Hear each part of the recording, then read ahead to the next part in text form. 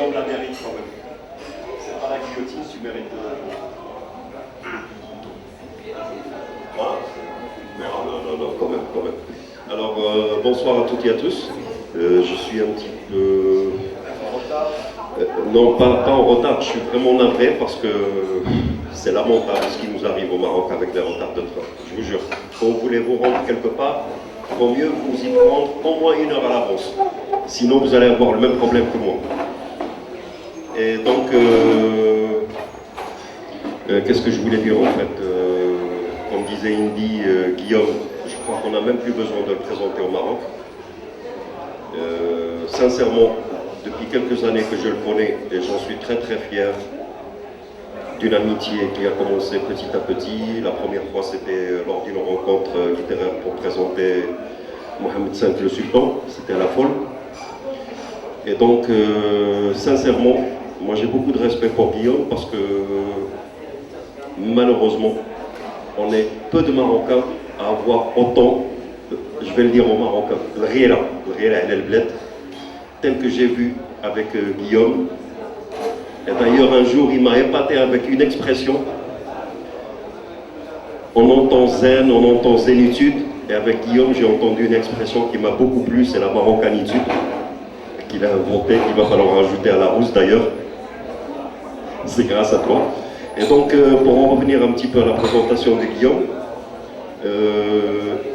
dernièrement, il a fait le buzz avec son dernier roman, La Route des Aïrs. Je pense que vous êtes tous au courant de l'imbroglio, de cette espèce de chantage royal avec les journalistes et tout ça. Et donc, c'est le roman qu'on va vous présenter ce soir. Et pour vous faire une petite présentation, pour ceux qui ne connaissent pas un petit peu Guillaume, en fait, il est né en 1958. Docteur en médecine, diplômé HEC, cofondateur surtout de la maison d'édition Casa Express à Rabat en 2012, qui a déjà édité 25 livres qui ont été publiés bien sûr. Il est auteur de Café, Caféine et Santé par Le Havre en 1910, Exporter et investir en Russie, Chrysanthème. Il faut entendre crise en thème. Voilà. Donc il y a un jeu de mots, et d'ailleurs Guillaume il est plein de... Exactement. Vous allez être épatés ce soir, je vous le promets. Et dernièrement, bien sûr, il y a eu ce roman grâce auquel j'ai assisté à la rencontre littéraire Lyoté le résident, aux éditions Magellan, Mohamed V le Sultan, et le roman à fiction que nous allons débattre d'ailleurs et vous présenter ce soir, qui s'appelle La Route des Aïrs. Et je trouve que c'est une très très grande originalité parce que justement La Route des Aïrs, comme l'a expliqué Guillaume un jour, c'est un endroit qui est très très mythique et qui présente beaucoup de suspense que je laisserai l'auteur lui-même développer. Et pour ce qui est des surprises, moi aussi d'ailleurs quand j'ai vu ça sur son mur Facebook l'autre jour, ça m'a épaté.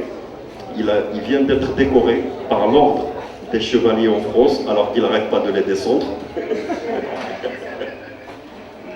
N'est-ce pas mon cher ami? Et donc en fait pour vous parler un petit peu de Guillaume et du Maroc, c'est un amoureux et fin connaisseur du Maroc. Il vit entre Paris et Rabat. Et d'ailleurs dernièrement il était même en Colombie. On avait peur qu'il nous ramène des caïmans, n'est-ce pas? Ouais, ou bien du Erwan. Donc voilà, en fait, ce que j'aime beaucoup aussi dans les initiatives de Guillaume, ça c'est à titre personnel, non seulement il est président de l'école de journalisme à Paris, mais il essaye d'ailleurs, il en parlera mieux que moi, des initiatives sur l'Afrique pour le journalisme. Et je te remercie beaucoup pour ce que tu fais. Non seulement pour le Maroc, mais pour tout le monde. Et comme je dis toujours, I see humans, but I don't see humanity. Mais franchement, toi, tu as beaucoup d'humanité et tu es quelqu'un de très humble et je t'apprécie beaucoup pour ça.